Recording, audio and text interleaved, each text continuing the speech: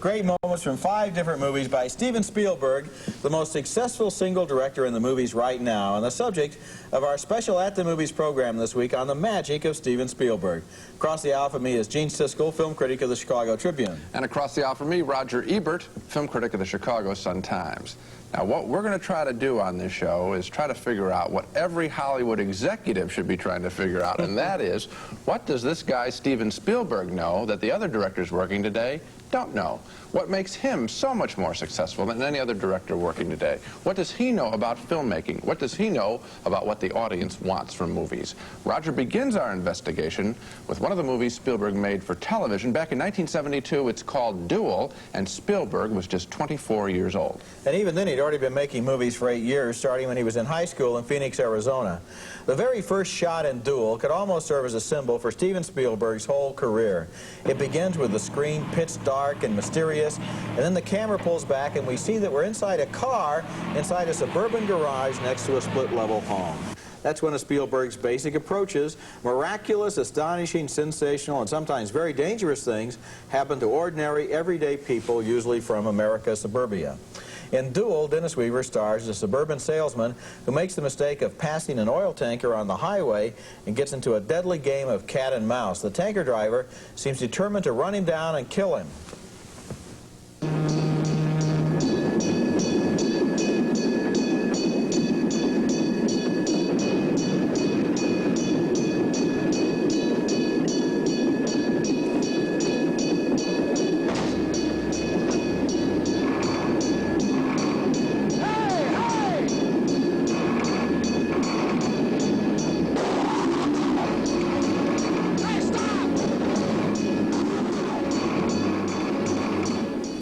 The whole movie is a variation on that scene, with Weaver growing more and more panicked as that implacable semi just keeps bearing down on him, and he's toying with him there.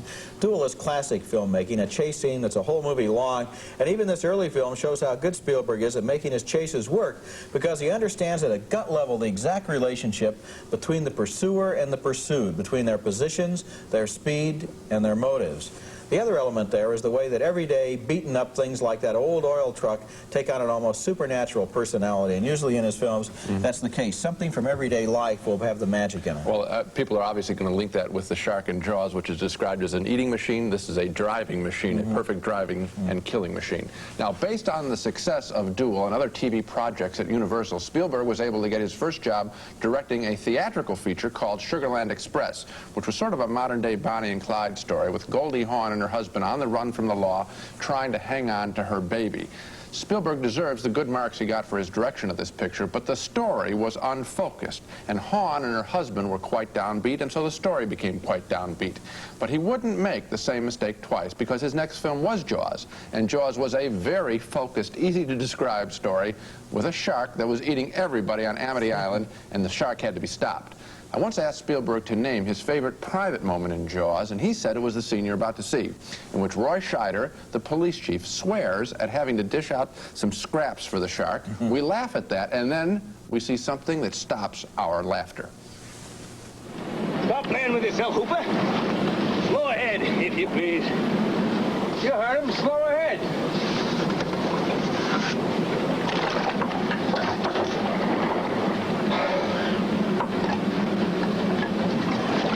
Slow ahead. I can go slow ahead. Come on down and chum some of this.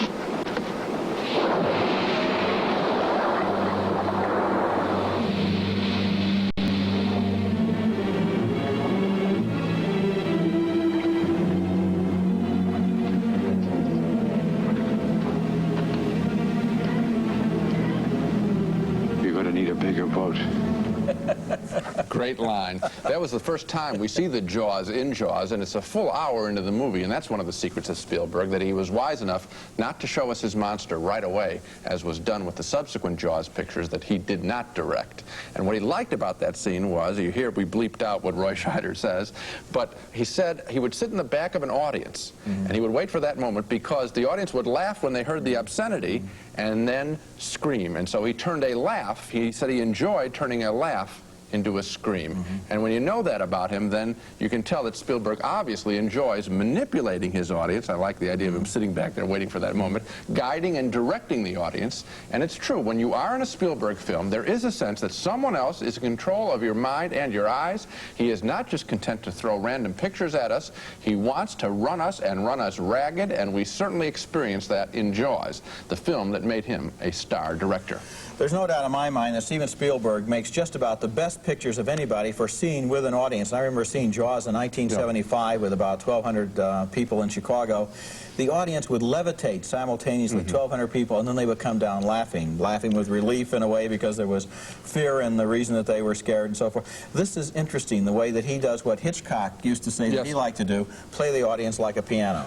And I'll tell you another thing that he's doing. You're right about suburbia. You have it in Duel, and you also certainly have it in Jaws with this exclusive little island. Here's Roy Scheider away from the big city cop, and now he's on the island, and these incredible things happen. And I think what Spielberg also knows, because he grew up in suburbia, is that he imagines he's the filmmaker now for the shopping center theater. Think about it. You have all these suburban people. It's not downtown with the people dressing up going to movies anymore. It's all these people driving into the parking lot, going to the suburban theater. They're boring. They're all dressed with the same little emblems on their clothes. They go in and wow, they see people just like them, and then boom, something exciting happens. You got all these people hoping that something will happen to them that's exciting in their suburbs, and he delivers it. Gee, maybe E.T. is waiting out in the shed behind my house, right, eating my pizza at this very moment. Next at the movies, the magic of Spielberg continues with Close Encounters and Raiders of the Lost Ark.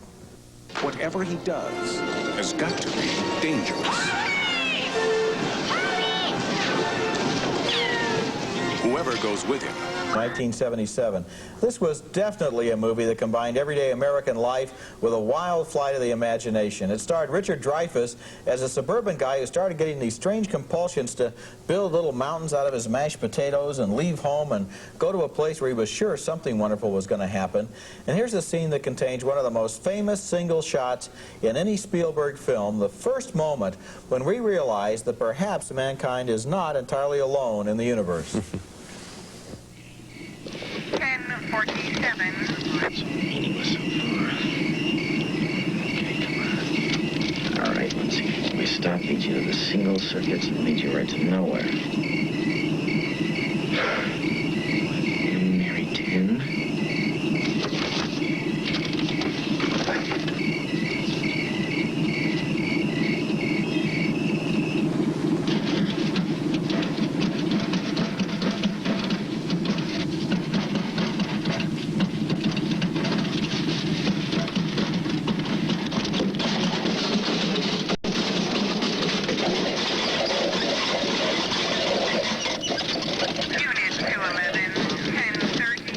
Ordinary things making for a very extraordinary moment there. For me, that shot where those headlights, or what we think are headlights, come up from behind and then go straight up, it's really a great moment in the movies. And every time that I see that with an audience, everybody just, you know, kind of catches their breath when they see that happen.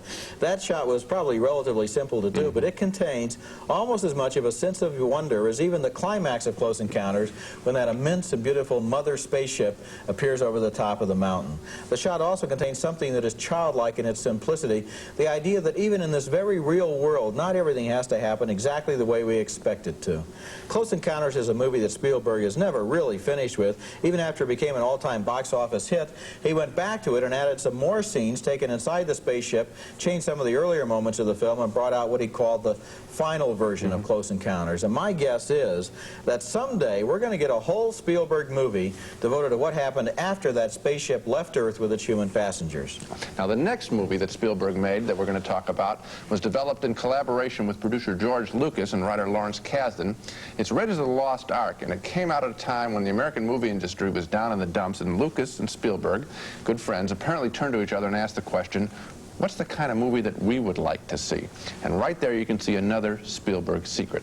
He makes movies that he would like to see. He doesn't sit around like so many directors, I think we suspect, and try to second-guess the audience and what would they like to see. Or he doesn't try to hop on someone else's bandwagon and make part 2 of some other movie. That's because he is the bandwagon. And with Raiders of the Lost Ark, he and Lucas and Kasdan decided that they wanted to see a movie It would be like the old-time adventure serials of the 40s, with this time 10 episodes crammed into one movie all at the same time. The result was Raiders of the Lost Ark, with Harrison Ford as the archaeologist adventurer Indiana Jones trying to find the lost Ark of the Hebrews, the Ark that held the actual fragments of the actual 10 Commandments. And in the climactic scene of this picture, the Ark is found, and it unleashes its primordial fury against Nazi soldiers who are fighting Indiana Jones for possession of the Ark.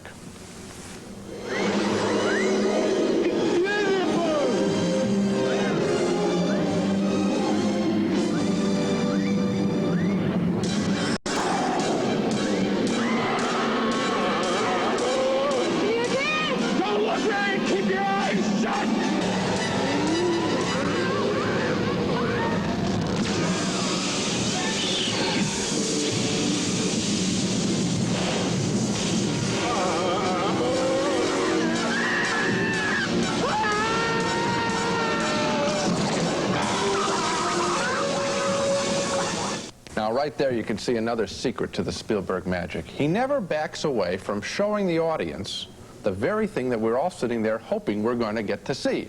He holds back, it's true, the shark from Jaws for a full hour, but then he does show it full screen, open mouth.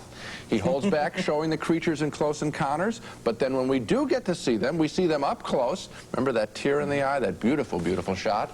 And in his revised version, as Roger mentioned, of the film, his special edition he calls it, we even go inside their spacecraft. And in Raiders of the Lost Ark, we just don't see some pretty wooden box with gold filigree for the Ark, something like Cecil B. DeMille would give us. No, we see dazzling, state-of-the-art special effects with Nazis getting burned with holy fire right through their guts. The magic of Spielberg is that you do not ever walk out of one of his movies wanting more.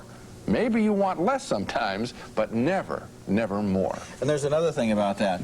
You know, Hitchcock said the difference between a thrill and suspense is a thrill is four people playing cards, there's a bomb under the table and it explodes. Suspense is four people playing cards, there's a bomb under the table and it doesn't explode.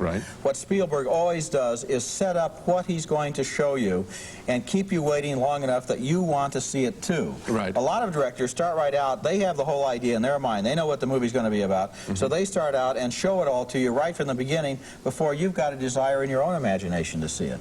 It's interesting the way he plays with us that way. And the year after Raiders of the Lost Ark, Spielberg was back again with a movie that was destined to sell more tickets in a shorter time than any other movie ever made. It was called E.T., and it was about a lonely little extraterrestrial that was millions of miles from home, and it made friends with Spielberg's favorite kind of characters, bright kids from the suburbs. What are you going as for Halloween? I'm not going to stupid Halloween. Why don't you go as the goblin? Shut up. It's not that we don't believe you, honey. Well, it was real, I swear. What are you going as, Gert? I'm going as a cowgirl. So, what else is new? Maybe it was an iguana. It was no iguana. Maybe you know how they say there are alligators in the sewers? Alligators in the sewers. E.T. is one of the greatest movie entertainments I've ever seen. The one sure bet from this generation to go on the list with classics like The Wizard of Oz and Singing in the Rain. It was good for all the obvious reasons, such as its wonderfully lovable little creature from outer space and its heartbreaking scene when we think E.T. is going to die. But it was good for another reason, too, which I think goes right to the heart of Spielberg's magic, and that is it never lost sight of the function of E.T. as a friend, a playmate, and even a pet of those likable, ordinary American kids. It was once again that combination of the supernatural and the otherworldly with the absolutely, ordinarily natural. No question about it. And he takes, look, it's all summed up in the bicycle. All these kids going to see this movie have bikes just like that. He's always dead on. He has the right candy for the kids. He's all, you know, he does it for movies that have this enormous lag time. He's never 18 months behind. He always somehow seems to be right on the cutting edge. So he has the right bicycle, and look what the bicycle does. The bicycle can fly. Now that's funny, because when I saw this movie I was well into my 30s, and yet when I was a kid and I had that bicycle, I always imagined in my mind as I was riding down the street that the bicycle could fly, that it was an airplane and I was a pilot. Where he cued into that or where he connected with that, I don't know. But it's ever so much more interesting when kids can fly on a bicycle than if kids can just fly. That wouldn't have been half as interesting. Okay, that's a good point. And here's the other thing. He didn't have to add that little extra at the end. Not necessary. He's made a magical film with this creature from outer space. He's already delivered something from space. He doesn't have to put them in space. But I come back to the other thing that he seems to know. His movies run long. They're fully packed. They run probably 10 to 15 minutes longer than the average movie being made today. They seem half as long. They seem half as long. Okay, but they're jammed packed with stuff. And so what happens is he becomes a brand name. You mentioned Hitchcock. Hitchcock is a brand name in the movies. Who else is a brand name in the movies? Disney was a brand name. Spielberg is becoming a brand name. You will get your $4.50, your $5 worth in his pictures. That's right. Another secret of Spielberg. Coming up next, we look at scenes from the newest Steven Spielberg movie, Indiana Jones. And this time, Indiana, Harrison Ford, is in the Far East trying to locate a stolen sacred stone that is helping a bunch of bad guys dominate an entire village of children, making the starving kids work in the mines. The single most exciting moment in the film is a furious chase in mining cars. Shorty! Quit stalling! Put him out, Lizzie! Go! Go!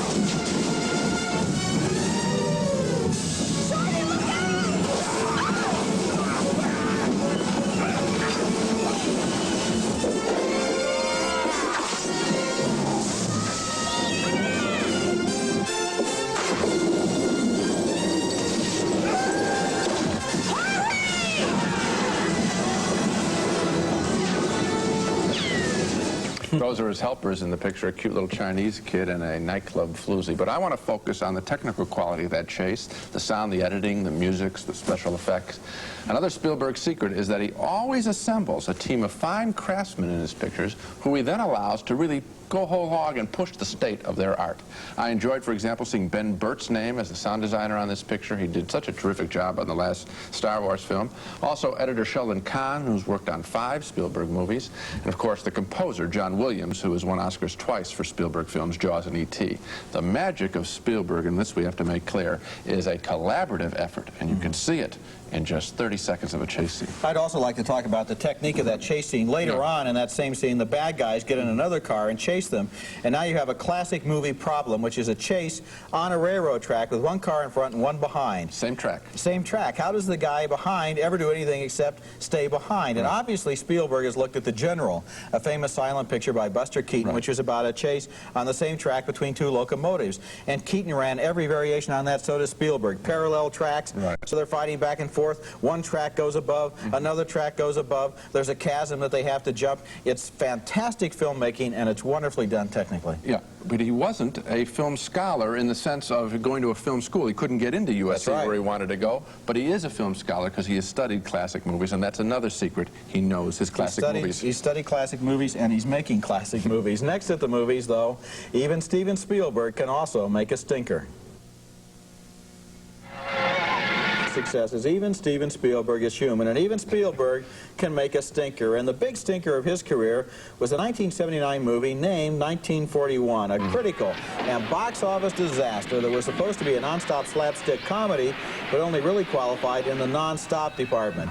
John Belushi starred as a World War II fighter pilot who thinks he's protecting California from an air attack, and the whole movie was sort of Animal House goes to war. For me, the problem with 1941 was that it was too frantic, too manic, too much devoted to non-stop crazy action without much time spent in setting up characters and preparing jokes so they could really pay off. Even in his wildest action adventures, even in Indiana Jones, Spielberg is usually careful to see that the story comes first, but not this time, and I guess even the great ones make a bad one once in a while. There were very few quiet moments. I mean, there was always something going on in the foreground and in the background, and it was just too much. Let's take an inventory. Is there anything else that he can't seem to do as long as we're on the negative side? I know one thing. What's that? I answered my own question. Okay, good. He doesn't seem to have any sexual scenes. He backs away from that. In Sugarland Express, there's a sex scene, a tender moment between husband and wife, haven't seen each other, he's in jail. But he plays a Roadrunner cartoon over it. He cuts away from sexual contact. I'd like to see him work on that. You know, the interesting thing, I'm not sure that Spielberg can't do that. I'm just not sure that he wants to. I think he's like Walt Disney in the following sense. He wants to make movies that everybody everywhere can enjoy today, tomorrow, and 25 years from now. I believe Spielberg could also make very important little dramas and very serious pictures about love relationships and so forth. And maybe at some point in his career he'll want to, but at this point he's going for the home run every time, and boy, he's got a better batting average than anybody else. That's exactly right. Well, that's it for this week. Next time we'll be back with reviews of more new movies, including a full-scale review of Indiana Jones and the Temple of Doom, plus a review of Robert Redford's first acting job in 4 years, playing a baseball player trying to make a comeback in The Natural. And until then, we'll see you at the movies.